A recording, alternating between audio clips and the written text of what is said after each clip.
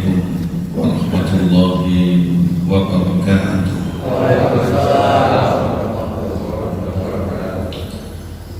Alhamdulillahi hamdan syakirin hamdan na'imin. Asyhadu an la ilaha illallah wahdahu la syarika lah, ilahul awwalin wal akhirin, wa asyhadu anna Muhammadan abduhu wa rasuluh, khatamul anbiya'i wal mursalin. Allahumma salli wa sallim wa barik ala nabiyyina Muhammadin wa ala alihi wa ashabihi wa man ittaba'ahum bi ihsanin ila yaumiddin. Amma ba'd. Wa qala Allah subhanahu wa ta'ala fi kitabih, a'udzu billahi minasy syaithanir rajim. Bismillahirrahmanirrahim. Inna a'tainakal kautsar fasholli li rabbika wanhar inna syani'aka huwal abtar. Wa qala fi ayatin ukhra, walillahi 'alan nasi hijjul baiti man istata'a ilaihi sabila wa man kafara fa inna Allaha ghaniyyun 'anil 'alamin. Al-ayah. Yang dihormati, yang kami muliakan Bapak Ibu, para rawuh jamaah salat subuh Masjid Al-Ukhuwah yang berbahagia. Puji syukur alhamdulillah kita aturkan kehadirat Allah Subhanahu wa taala dan yang telah memberikan nikmat pagi hari ini kula panjenengan bisa bangun wudu saking sari di hari yang luar biasa pada bulan yang mulia yaitu bulan Dzulhijjah, yang kita berharap amal baik dilipat gandakan oleh Allah dan kita terus waspada akan maksiat dan dosa-dosa. Maka kita awali pagi hari ini, alhamdulillahilladzi ahyana ba'da ma amatana wa ilaihi nusyur, sebagaimana tuntunan Nabi dalam hadis riwayat Imam Bukhari dan Muslim. Mudah-mudahan kita bisa terus terarah hari ini menjadi hari yang lebih berkah, lebih baik, lebih manfaat dari sebelumnya, dan masih banyak hari untuk kita, dan mudah-mudahan Allah Subhanahu wa ta'ala menjadikan kita termasuk di antara hamba-hambanya yang menuai keberuntungan. Allahumma amin. Tidak lupa kita aturkan sholawat ma'asalam untuk Nabi yang mulia alaihi salatu wa taslim. Mudah-mudahan beliau mendapati yang terbaik insyaallah. Kita sebagai umat terus berusaha sekuat tenaga untuk mengenal beliau, mengenal ajaran beliau, termasuk rutinan kita ngaji sirah nabawiyah dalam rangka kita ingin mengenal lebih dekat beliau dan juga sunnah-sunnah beliau. Mudah-mudahan nanti kita semakin berkomitmen dalam agama ini yang mengantarkan kita pada husnul khotimah. Mudah-mudahan kita telah mendapatkan ridha Allah dengan meraih syafaat Nabi dan kebersamaan untuk menjadi makmum beliau masuk dalam surga. Amin Allahumma amin. Bapak Ibu yang berbahagia, senyampang niki bulan Dzulhijjah hari ke-3 nih. Hari keempat. Berarti Rabu itu hari saat pertama nih. Rabu, Kamis, Jumat, Sabtu. Tidak terasa kita sudah hari keempat. Marilah untuk kita terus mengabdi kepada Allah dengan berharap yang sudah tindak ke tanah suci Allah menjadikan hajjahum hajjan mabrura, sa'yahum sa'yan maskura, dan bahum dan maghfurah. Hajinya mabrur, usahanya diberikan ridha dan balasan oleh Allah, dan dosa-dosanya diberikan pengampunan oleh Allah. Namun kita yang di tanah air senantiasa untuk berusaha apabila memang memiliki kelapangan. Mudah-mudahan tahun ini kita bisa kembali berkurban, dan yang belum masih banyak amal-amal soleh yang lain yang kita mudah-mudahan diberikan oleh Allah keutamaan pula. Dan ketika saya tengok di samping itu, di sini termasuk rekor. Ini berapa lembaran yang terkumpul? 16. Saya ngaji di masjid belum ada yang 16, maksimal 10. Yang 7 banyak, yang 5 banyak. Saya kasih setunggal dari jangkep dia. Saya studi. Di sini sudah 16. Ini patut kita syukuri, kita kita tidak puas dan kita tidak merasa bosan, bahkan kita tidak boleh sombong dalam mengabdi kepada Allah. Mudah-mudahan semakin meningkat, dan kurban ini merupakan sarana bukan hanya hablum minallah atau kita beribadah kepada Allah, tapi juga hablum minannas, punya nilai kita menjalin ukhuwah atau solidaritas dengan sesama saudara kita. Mudah-mudahan kurban kita diterima oleh Allah. Allahumma. Bapak Ibu, melanjutkan rutinan kita Sirah Nabawiyah, majlisan kita terakhir ngaji tentang Isra wal Mi'raj. Isra dan Mi'raj. Kita sudah ngaji bersama-sama. Isra Mi'raj itu ada, hanya tahun yang diperselisihkan oleh para ulama atau disengketakan bersamaan dengan tanggal atau harinya. Adapun peristiwa itu memang benar terjadi sebagaimana di awal juz 15 atau awal surat Al-Isra Allah menyebutkan. Kita akan ngaji tentang baiat-baiat serta dakwah yang luar biasa, penerimaan serta hasilnya yang menjadi cikal bakal hijrahnya Rasul. Sebagaimana maklum, Rasulullah ketika dakwahnya ditolak di Mekah, walaupun yang masuk Islam itu banyak, tapi gelombang yang menolak itu jauh lebih banyak. Maka Allah Subhanahu wa Ta'ala memberikan nikmat dengan mengirimkan beberapa orang yang masuk Islam, di antaranya 2 dari Yaman, diawali 3 dari Yathrib yang telah disebut sebagai Madinah Nabawiyah. Kasih ikut teman. Dari Madinah yang masuk Islam pertama adalah Cina. Yang masuk Islam pertama Suhaib bin Somit. Ini seorang cendekia, seorang yang berpengetahuan luas, tapi tetap luluh takluk dan akhirnya taslim beriman dengan Al-Quran. Ini keajaiban Al-Quran. Yang kedua, ada seorang pemuda dari suku Aus yang tidak hidup lama setelah itu, karena harus mengalami peperangan, yaitu perang saudara dengan suku Khazraj, yang mana Aus hampir habis. Akhirnya berangkat ke Mekah untuk mencari bala bantuan. Masuk Islam lah, namanya Iyas bin Mu'ad. Iyas bin Mu'ad. Tapi ini tidak berlangsung lama hidupnya, sama dengan Suhaib bin Somit. Kemudian yang ketiga yang awet, bahkan selalu di sisi Nabi, dari pinggiran Madinah, tidak kembali ke sana tapi bermukim di Mekah, hijrah pun hijrah, yang bernama Jundub bin Junadah, yang kita kenal sebagai Abu Dzar, yang berasal dari Bani Ghifar, yaitu Abu Dzar Al-Ghifari radhiyallahu anhu. Jadi masuk Islamnya mereka itu menjadi awal yang baik sekaligus cikal bakal, sehingga kalau ada orang Madinah masuk Islam mereka kecipratan ganjaran. Ini termasuk diantara sunnah hasanah atau awalan serta keteladanan atau tuladan yang baik. Maka setelah itu masuk Islam beberapa orang, sampai masuk Islam lagi beberapa orang, sampai ketika ada peristiwa Isra dan Mi'raj. Maka orang-orang Mekah ini semakin yakin percaya kepada Nabi, dan orang-orang kafir Quraisy yang berada di sana itu semakin tidak senang dan membenci Nabi. Kembali kepada baiat yang akan kita bicarakan. Yang pertama yang disebut dengan baiat Aqabah pertama. Jadi baiat itu apa? Kalau baiat bingit itu artinya menjual. Tapi kalau baiat yubayu itu artinya adalah sumpah setia. Dan ini hanya dilakukan kepada pimpinan tertinggi dalam sebuah negeri.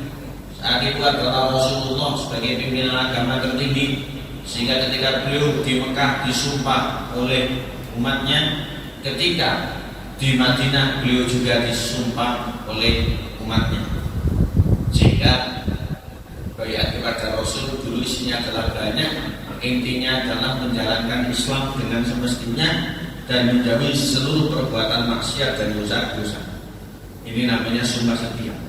Sehingga baiat tidak boleh dilakukan kepada ormas, kelompok dan hal-hal tertentu yang bukan dalam wilayah pemegang secara de facto kekuasaan. Ini tidak boleh, sehingga kita ini loyalitas atau yang disebut dengan wala, kemudian kita ini membatasi diri yang disebut dengan barok, itu hanya pada agama dan kebenaran, bukan pada yang lain. Sehingga misalnya zaman rumah bayat salah satu penceramah termasuk pulau, betul. Tidak boleh. Kita bayat secara tidak langsung kepada presiden yang sah di negeri ini, yaitu pada Pak Haji Prabowo Subianto. Ini bayat kita, walaupun kita tidak bertemu dengan pejabat tangan, tapi kita ini menjadi masyarakatnya, menjadi rakyatnya yang taat dan patuh menjalankan kebaikan yang disampaikan, dan kemudian kita kalau punya akses kiranya bisa menasihati hal-hal yang kurang. Bayat kita ini seperti ini. Kembali kepada bayat, diawali oleh 6 orang yang masuk Islam setelah eranya Suhaib bin Somit, kemudian Iyas bin Mu'ad dan Abu Dzar Al-Ghifari. Maka kemudian ditambahkan beberapa orang, di antaranya Mu'ad bin Harith, kemudian Dakwan bin Abdul Qais, kemudian Ubadah bin Somit, Yazid bin Sa'labah, Abbas bin Ubadah, Abu Haytham bin Taikan, dan Uwaid bin Saidah radhiyallahu anhu ajmain. Ini sehingga total sudah lebih dari 10 orang laki-laki yang otomatis dengan keluarganya jumlahnya itu sudah puluhan bukan belasan lagi. Jadi Madinah itu cara tidak langsung sudah menjadi bagian daripada Islam, walaupun belum mayoritas penduduknya. Akhirnya mereka datang ke Mekah, seraya ziarah Ka'bah atau berumrah menengok rumah tua yang menjadi peninggalan Nabi Ibrahim, yang sekarang sudah banyak jamaah haji untuk bersiap-siap melakukan ibadah haji. Maka dulu orang Madinah itu tengok ke Mekah untuk melihat Ka'bah, berziarah dengan melakukan umroh. Bagaimana umrohnya? Keliling dengan tawaf 7 kali. Umrohnya itu seperti itu.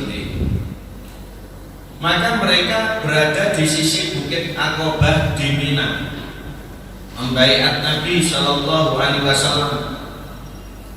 Disebutkan oleh Imam Bukhari dalam hadis sahihnya, Ubadah bin Somit radhiyallahu anhu, beliau merupakan seorang aktor atau orang terdepan dalam hal ini, menyampaikan sabda Rasul Shallallahu Alaihi Wasallam,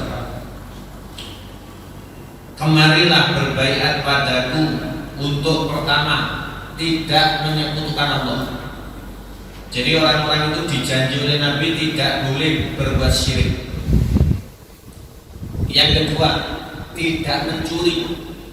Mereka disumpah setia oleh Nabi tidak boleh mencuri. Yang ketiga, tidak berzina. Mereka disumpah oleh Nabi tidak boleh berzina.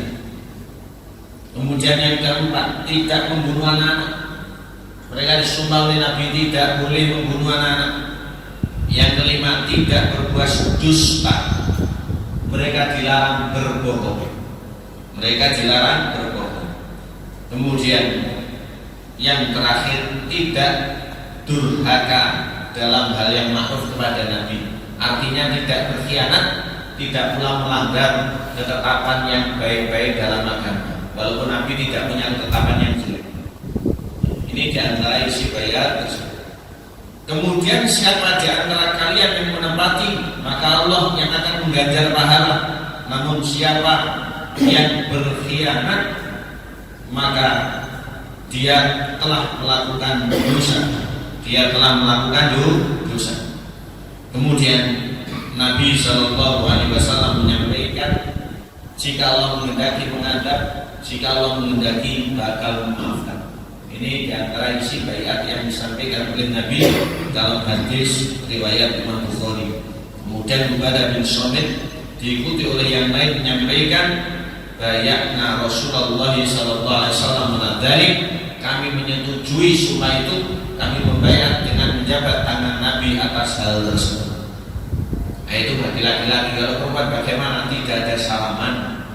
Nabi biasanya di balik takbir atau tidak bertatap muka secara langsung, karena bagaimanapun itu adalah juga termasuk fitnah. Walaupun seorang Nabi yang dijaga oleh Allah dari dosa atau maksum, apalagi selain ini tidak boleh berarti lewat jalur bayat. Ini tidak boleh. Ya, apapun bentuknya itu tidak boleh. Jadi bayat ini berlangsung di Aqabah atau di daerah Mina. Yang daerah Mina ini pas hari Tarwiyah atau esok hari Rebo, karena Arafahnya Kamis. Itu jamaah haji yang kebanyakan di Indonesia ini adalah haji tamattu.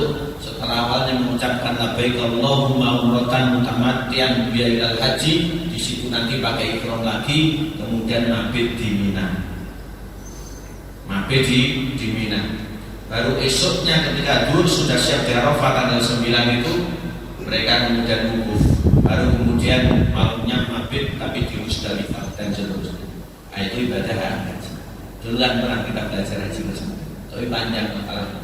Saat ini kalau tidak makalah yang paling praktis, kersani mau buatan uji haji. Yang sudah insya Allah sudah setor, yang belum tidak boleh kita ini takut. Kalau ada kesempatan membuat tinggal berangkat. Jadi saya sudah membuat yang paling praktis. Kalau tidak berarti berangkat tidak berikut, karena mungkin kembali. Kita lanjutkan. Ketika orang-orang Madinah kembali ke tempatnya, namun sebelum itu mereka memiliki harapan yang besar bahwasanya Madinah itu ibaratnya adalah Islam namun tak bertuan. Kenapa disebut tak bertuan? Islamnya itu masih standar, mengikuti apa yang diajarkan oleh Nabi, yang begitu saja. Mereka belum punya akses untuk memperdalam Islam lebih jauh, sehingga mereka punya harapan untuk bisa ngaji atau nyantri. Sehingga ada yang menyampaikan, ya Rasul, kok kami ini diberikan guru. Kalau orang dakwah itu punya follow up. Biasanya guru putus murid atau putus senior atau putus badan. Maka Rasulullah itu akhirnya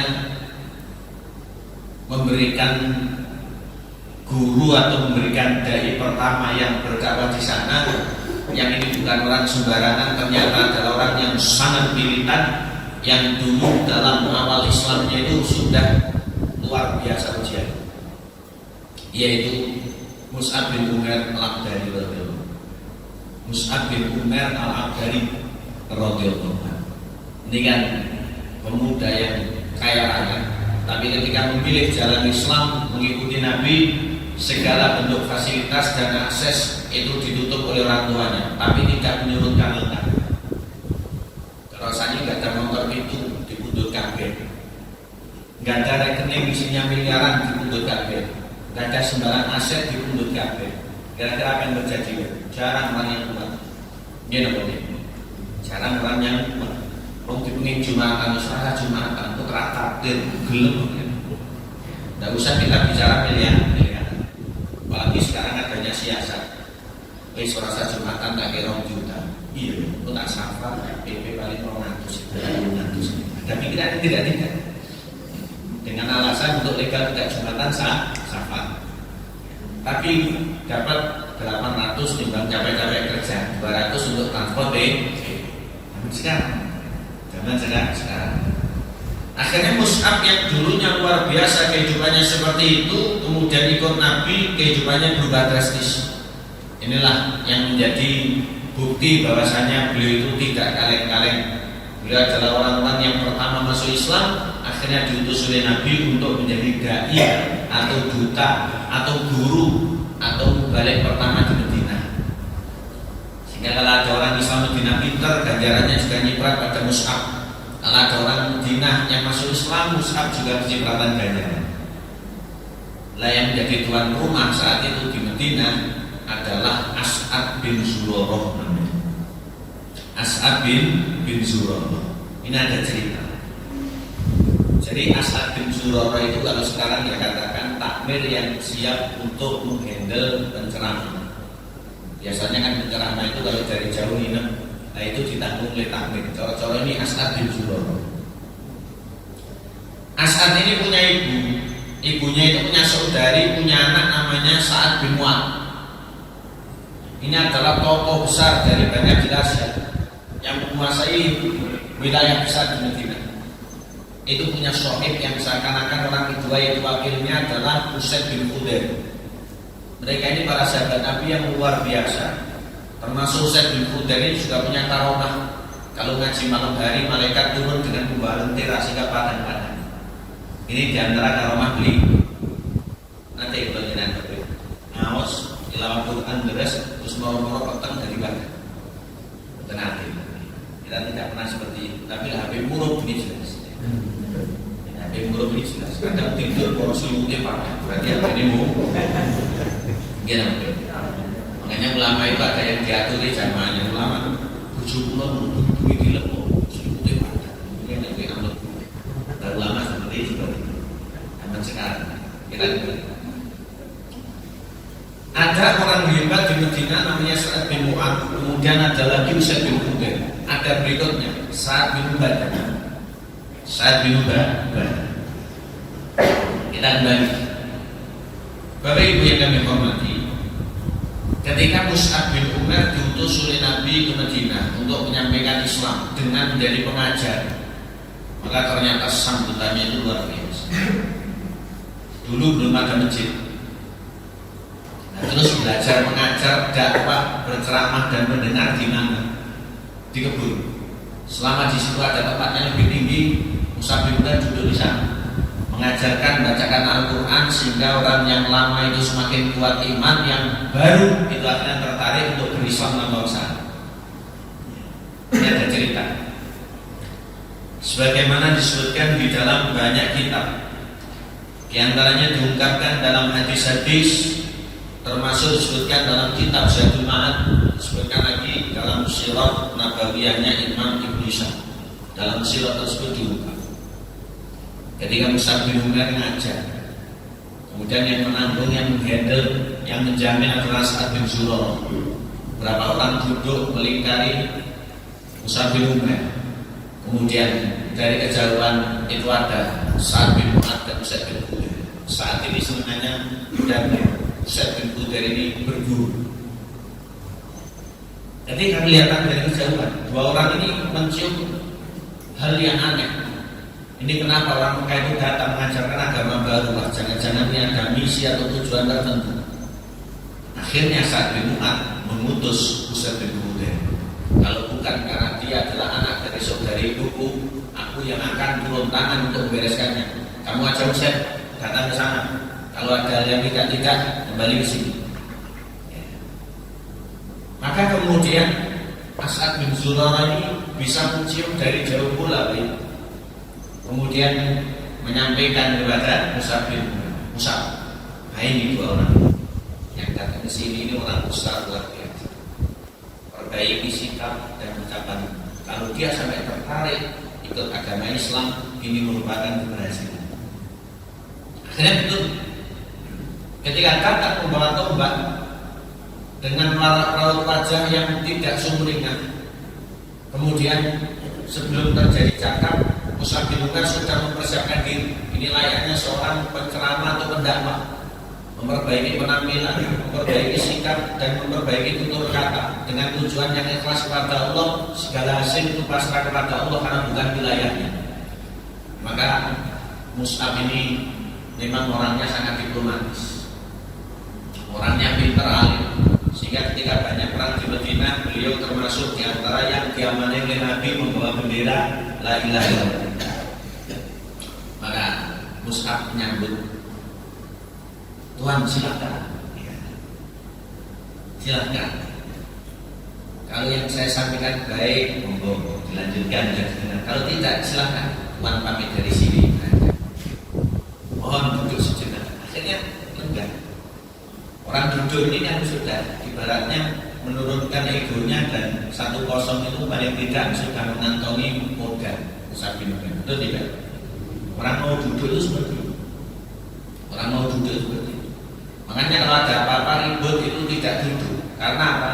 Nanti kalau duduk akhirnya ributnya tidak terjadi. Akhirnya begitu. Sehingga duduk ini sudah mengurangi intensitas.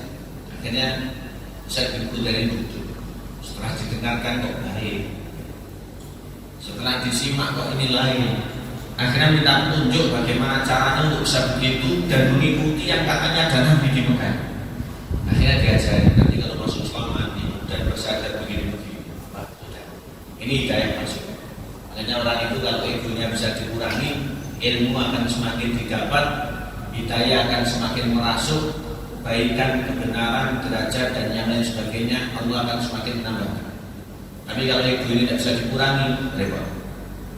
Ego ini tidak bisa dikurangi, repot. Laki perempuan sama saja. Cuma saya baca kitabnya Imam Nawawi dalam Al-Majmu' beliau ketika Imam Syafi'i itu berpendapat, kenapa yang dikorbankan itu kebanyakan jantan? Yang memang sunnahnya itu yang besar, yang gemuk, yang jantan. Kenapa tidak betina? Ini guyonannya ulama. Jangankan kurban, kadang kalah emoh. Jangankan kurban, kadang kalah emoh. Karena itu binatang itu kalau betina itu biasanya menang. Gimana pun biasanya menang. Baik, kita lanjut. Ketika Usaid bin Khudair berubah kemudian mendatangi Sa'ad bin Mu'adz, maka Sa'ad bin Mu'adz ini melihat ada sesuatu yang berbeda. Kenapa engkau itu Usaid? Tadi berada tidak seperti ini, sekarang kembali ke sini seperti ini. Kenapa? Kata Usaid bin Khudair, sudah kau sendiri di sana. Kalau bahasa kitanya kau dewi ketimbang aku kelihatan. Ini layaknya orang-orang yang baru berhijrah dan yang lain sebagainya itu jangan banyak ngomong agama. Oleh karena itu kita punya wilayah masing-masing. Mungkin ada orang berdakwah dengan lisannya, tapi ada pula orang yang menyumbang agama ini dengan hartanya. Ada pula yang dengan tenaganya, ada pula yang dibalik layar. Demi untuk kebaikan dan maslahat. Demi untuk kebaikan dan maslahat. Sehingga tidak sembarang orang itu memang begini, begitu dan seterusnya. Akhirnya Ustaz tahu diri. Nanti kalau ngomong Sa'ad bin Mu'adz kisru, waktu kuati, waktu ditoyoni. Lainnya agamanya kasih berurasuk. Akhirnya tidak ngomong. Ternyata tahu diri lah. Akhirnya betul. Sa'ad bin Mu'adz datang kepada kumpulan orang yang duduk yang di sana ada misanan, yaitu As'ad bin Zurarah, ada pula seorang dai Islam pertama yaitu Musa bin Mu'adz. Akhirnya apa ini? As'ad bin Zurarah ini ngomong kepada Musa. Nah ini lebih daripada yang tadi. Ini barat pulau itu palanya. Kalau dipegang, kena salah satu bentuknya. Yang baik ya. Nanti yang baik semuanya tunjukkan yang baik. Iya baik. Tuan silakan kita ngobrol sejenak. Kalau cocok silakan, kalau tidak silakan beranjak. Silakan. Akhirnya ketika Musa bin Mu'adz menyampaikan agama, menyampaikan ayat, menyampaikan Al-Quran, Sa'ad bin Mu'adz ini sangat tertarik sebagaimana Usaid bin Khudair minta diajari, akhirnya diajari untuk masuk Islam. Akhirnya Islam. Kalau sekarang mungkin levelnya ya di atas bupati, tapi gubernur levelnya itu B. Ketika dua orang ini sudah masuk Islam, maka ini termasuk di antara hasil yang besar yang Rasulullah sangat gembira. Ini merupakan nikmat besar dari Allah. Kemudian ada perjuangan dari seorang Mus'ab bin Umair yang dibantu dengan orang-orang Madinah asli, di antaranya adalah As'ad bin Zurarah. Sehingga semuanya ini butuh sinergi. Termasuk yang ngaji terlalu kuat. Yang ceramah saking pundi, yang takmir tiang mriki, yang jamaah di warga mriki, semuanya guyub-guyub. Nah, kalau penceramah kok kemudian sembilan dan dibuatkan dakwah. Dakwah izin di beda, gitu. Dakwah izin beda. Di syuting di rumah cukup.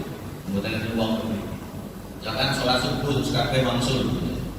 Kemudian ada yang ngaji, mau nyepak nimi dewi, ngaji dewi, ngomong dewi dan sebagainya. Ini beda. Semuanya ini butuh sinergi.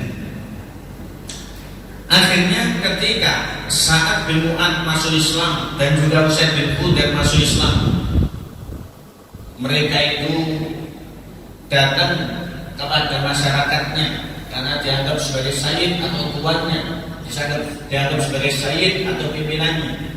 Maka kemudian mereka ini naik ke satu tempat yang tinggi, yang di situ biasa didengar oleh orang banyak karena orang di sekitarnya berada di tempat yang lebih rendah. Disebutkan yang naik itu adalah Sa'ad bin Mu'adz. saat bertanya kepada orang-orang, menurut kalian saya ini siapa? Saya ini bagaimana? Coba saya ingin tahu. Mereka tanpa disensus mereka ngomong. Konsensus yang menyatakan, ente ini sayyid kita, ente ini adalah tuan sekaligus mantan kita, ente ini adalah tokoh kita, ente ini adalah begini dan seterusnya. Tidak dilakukan lagi. Setelah itu saat ngomong, saya sudah masuk Islam mengikuti Nabi yang ada di Mekah.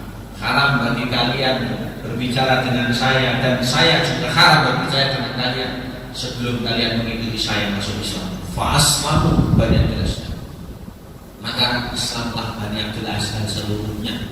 Ini merupakan mayoritas warga Madinah. Saking dua orang tadi akhirnya semuanya masuk Islam. Inilah yang bisa kita petik diantaranya. Sesuatu yang besar, sesuatu yang inti, sesuatu yang pokok, sesuatu yang urgen, itu memang punya kendali atau punya manfaat yang jauh lebih luas. Contoh, misalkan saya, walaupun keceluk ustaz, berarti bangun masjid atau bangun nopo, mengumpulkan donasi atau memberdayakan umat, dapatnya yang mungkin belum tentu maksimal, tapi beda kelasnya dengan pejabat yang punya otoritas di satu wilayah, entah bupati, entah gubernur, karena tanda tangan langsung ngambil jadi. Ini di antara wilayah mereka. Itulah pentingnya sinergi antara ulama dengan umarok dengan ulama dengan ilmunya menyampaikan kebenaran, umarok dengan kebijakannya terus mensupport hal yang baik. Tapi dua-duanya ini bukan ketemu atau dua-duanya ini punya sisi negatif, akhirnya kelompok ini malah bubar.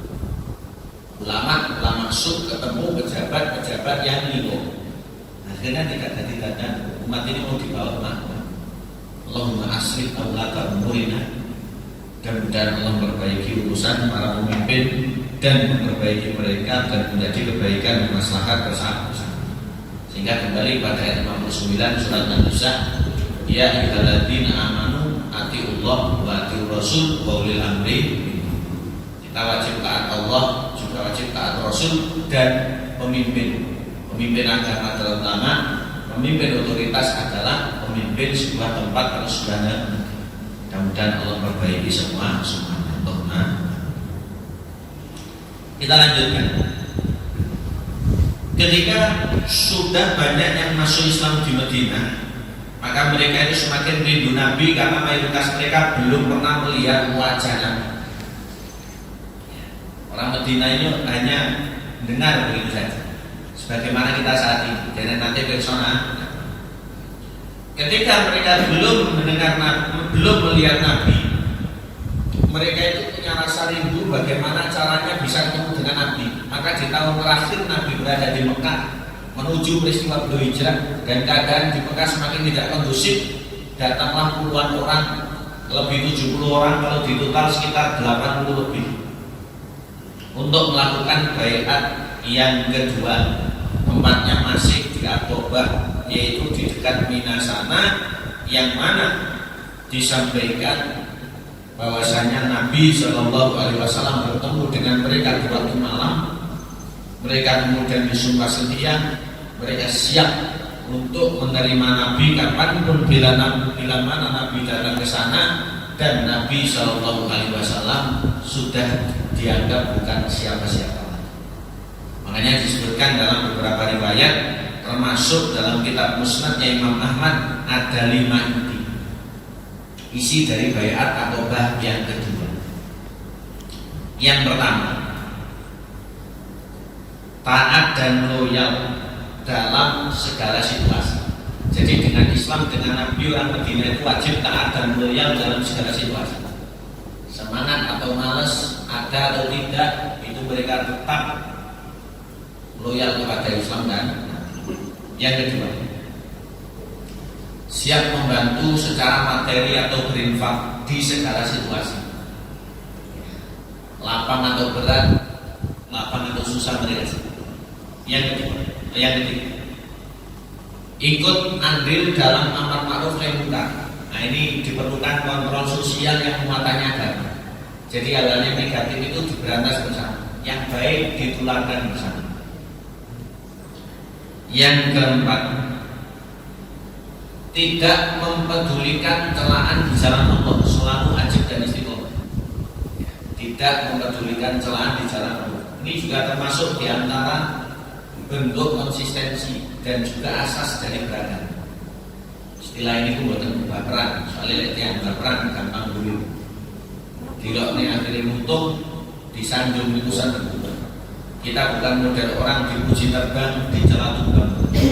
Pokoknya itu semuanya lillahi ta'ala, bukan lillahi atau linnasi jami'an. Yang kelima,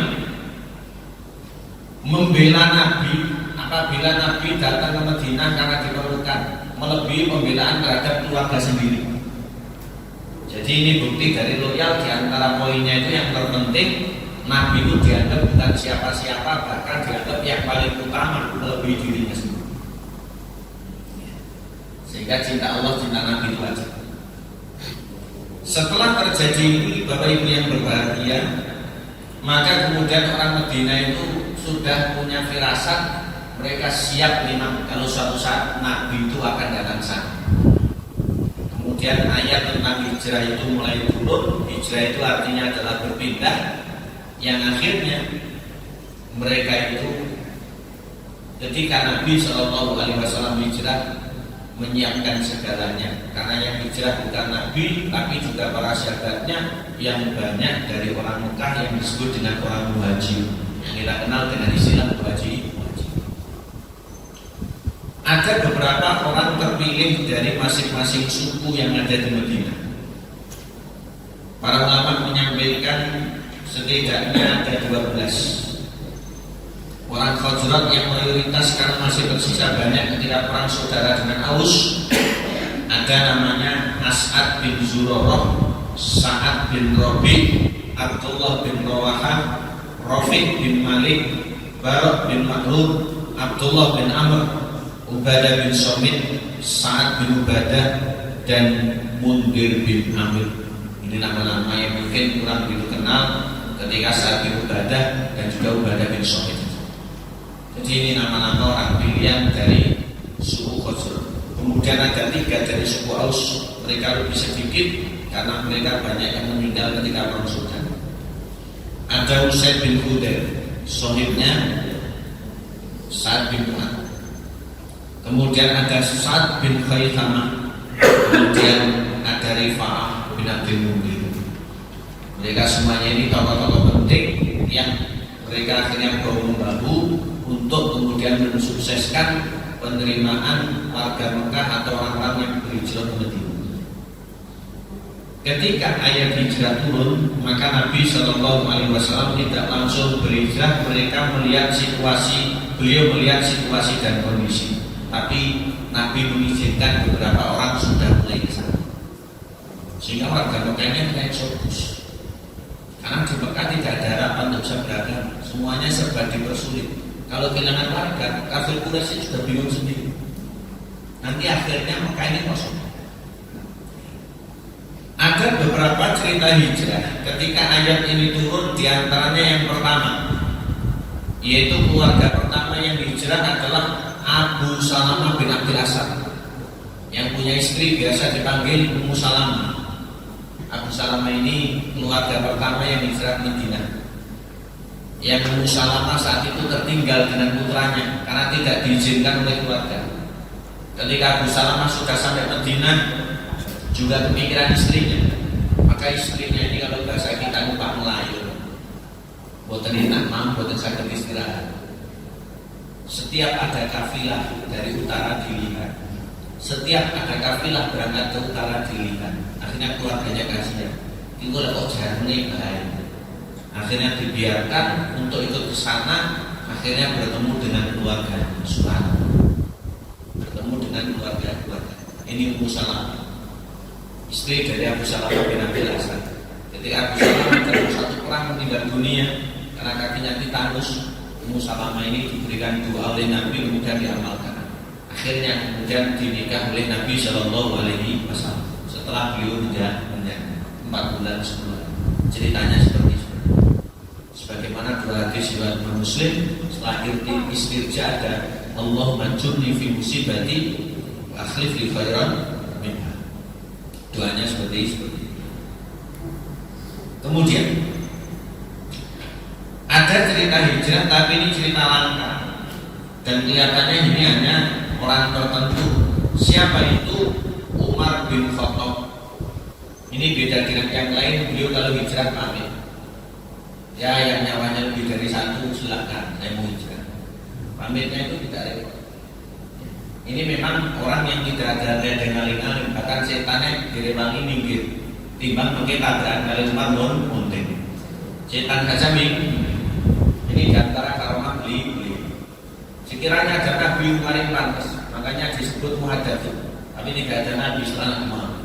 Kalau posisi Ali bin Abi Thalib sebagaimana Harun bagi Nabi Musa, yang saja tidak ada Nabi setelah Nabi Muhammad. Semua punya keunggulan masing-masing. Ada cerita hijrahnya Umar.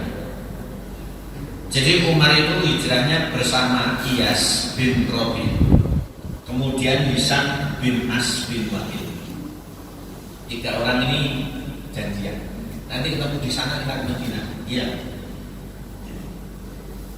Akhirnya ketika mereka janjian, Hisam ini tidak ketemu. Yang ketemu adalah Iyas. Tapi Iyas ini ternyata terjebak. Sudah dekat dengan Madinah, Iyas ini terjebak. Datanglah Abu Jahal dan beberapa orang dengan bujuk muslihatnya. Iyas, kamu tidak pulang, aku bolehin. Aku tidak makan, aku tidak minum, aku tidak liuk terus. Kata Umar, jangan hiraukan. Jenenge wong ilek kowe yo mangan malah ngombe. Kata Umar bin Khattab seperti itu. Kalau kepanasan jangan liuk, mana ada orang seperti itu. Itu hanya omongan saja. Tapi makku itu Umar, tidak bisa saya. Akhirnya manut Abu Jahal kembali ke Mekah, diikat di jalan kemudian diseret ke Mekah. Kalian yang coba-coba meninggalkan tempat ini seperti ini nanti berat. Untuk menakut-nakuti orang Umar bin Khattab sukses hijrah ke Madinah. Pamit. Hijrahnya pamit dan sukses. Kemudian terakhir ada kisah hijrah yang ini kaitannya dengan satu ayat yang ada di surat Al-Baqarah, yaitu ayat 207. Sebagai penutup tausiah pagi hari ini, panjenengan simak. Ayat 207 surat Al-Baqarah. Allah berfirman, wa minan nasi man yashri nafsahu ibtigha'a mardatillah wallahu ra'ufun bil ibad. Memberti.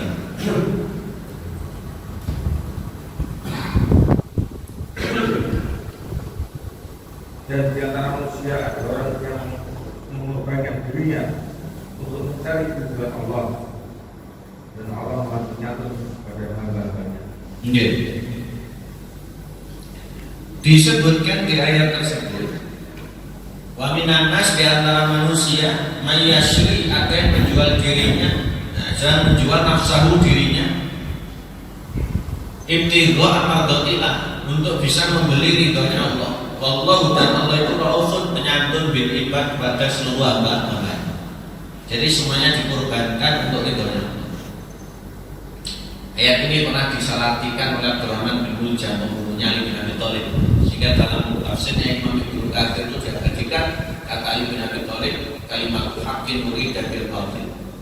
Kalimat benar diinginkan tidak benar.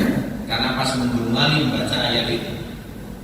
Jadi ini terkait dengan hijrahnya seorang dari Bani Numair yang biasa dipanggil Suhaib Ar-Rumi, Suhaib bin Malik bin Sinan An-Numairi. Namanya Suhaib Ar-Rumi. Karena disebut Ar-Rumi, rambutnya pirang, mirip dengan orang Romawi, orang Eropa. Jadi kisahnya begini. Dulu Suhaib itu datang ke Mekah dalam keadaan tidak punya apa-apa, tidak bawa apa-apa. Karena dulu aslinya orang Mekah, kemudian digenosida oleh orang Romawi, dibawa ke sana. Dari sana punya guru spiritual mengatakan nanti akan ada nabi dari tempat kalau bisa kembali. Jadi dia ini punya upaya untuk bisa ke sana, ribuan kilometer ditempuh sampai di Mekah. Ketika di Mekah tidak langsung menyampaikan saya ingin ketemu Tapi di Mekah itu intensi. Sampai ketemu Rasulullah kemudian bersyahadat. Sebagaimana Abu Dzar Al-Ghifari. Nah ketika hidup di Mekah dari masa awal, Suhaib itu diberikan oleh Allah anugerah berupa orang yang energik dan giat serta memang orangnya itu nasibnya mujur, hartanya itu banyak dari mana. Nah ketika hendak hijrah dikepung oleh pemuda Quraisy, tidak kemana kok mau berhijrah ikuti Nabi, tidak bisa. Kamu dulu datang seorang diri hanya dengan pakaian, sekarang mau membawa semuanya, terus sampai menginginkan semuanya hanya ditinggal oleh saudara, hanya dengan bawa badan ke Madinah, ditinggal semuanya. Makanya kenapa perang Badar terjadi? Nabi itu pengen mengambil haknya yang ditinggal di Mekah, yang dibuat bancaan oleh kafir. Akhirnya Suhaib merelakan semua itu dengan perjalanan yang luar biasa hebatnya, terlunta-lunta sampai kemudian di bukit-bukit itu banyak orang menyaksikan, termasuk Rasul itu datang melihat ke selatan. Ketika Suhaib dari jauh itu kelihatan, kemudian oleh Rasul dipanggil.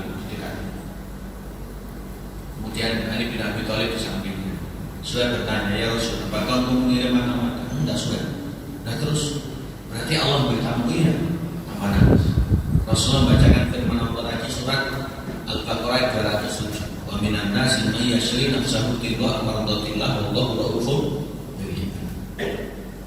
Itu adalah orang yang direstui oleh Allah karena menjual semuanya untuk itu. Maksudnya adalah Suhaib Arum. Maksudnya adalah Suhaib Arum. Kemudian ketika Ali bin Abi Thalib di usia seperti Nabi 63 di tahun 40 Hijriah di Kufah sana dibunuh oleh Abdurrahman bin Muljam ketika tidak sholat subuh, membaca ayat wa minan nasi may yashri nafsahu tidwa mardatillah wallahu ra'ufur rahim. Saya rela menjual segalanya untuk membunuh Ali demi ridho Allah. Kata Ali bin Abi Thalib, kalimat hakim urida bil batil. Kalimat benar diinginkan dan ini orang yang berpikiran radikalisasi, terorisasi seperti ini, dengan baju Islam tapi tidak Islam, sehingga mereka itu adalah kelompok yang menyimpang, yang dibunuh orang terbaik saat itu, sahabat sekaligus mantunya Nabi, kerabatnya Nabi, khalifah besar umat Islam. Itu namanya Ali bin Abi Thalib, dibunuh oleh Abdurrahman bin Muljam.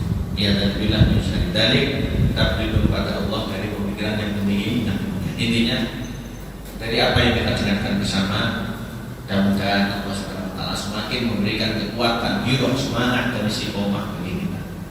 Kalau perjuangan seperti itu hebatnya dulu, dan sekarang tidak sehebat dulu, tapi kita masih bisa berjuang setelah tenaga. Termasuk orang gaji berjuang, termasuk orang korban berjuang. Karena kadang kalau korban itu ada sesuatu yang harus dikorban. Mudah-mudahan Allah menerima dari kita segala yang kita aturkan pada ibadah. Bapak Ibu, sudah 5:30 saya mau ada acara. Ngaji saya setelah ini sudah saya wakilkan karena acara ini penting. Saya harus memberikan sambutan di sekolah saya. Harusnya kemarin kakaknya, tapi saya tidak bisa, sekarang adiknya bisa. Sehingga tidak kena balik kena ngaji dia. Akhirnya saya buka. Dan kita ketemu lagi mudah-mudahan di bulan Agustus di tanggal 3. Nanti kita bulan sekali Mei masuk lagi dan sampai 100 hari insyaallah dengan tetap awet muda dan kita berbagi dengan kita ngaji hijrahnya Sallallahu Alaihi Wasallam yang diawali dengan peristiwa pelik yang sangat menyeramkan yang menyelimuti Mekah, kondisi-kondisi yang Nabi memang harus dihijrah. Allah Ta'ala bersuap saking pulau Nabi yang dimakan. Salam takdim dan keluarga sekali lagi yang ke tanah suci mudah-mudahan lancar, yang di tanah lain tetap sudah lancar, dan kita tunggu agar Allah Subhanahu Wa Ta'ala memberikan kita istiqomah. Subhanallah wa bihamdihi asyhadu an la ilaha illa anta astaghfiruka wa atubu ilaik. Wa akhiru da'wana assalamualaikum warahmatullahi wabarakatuh.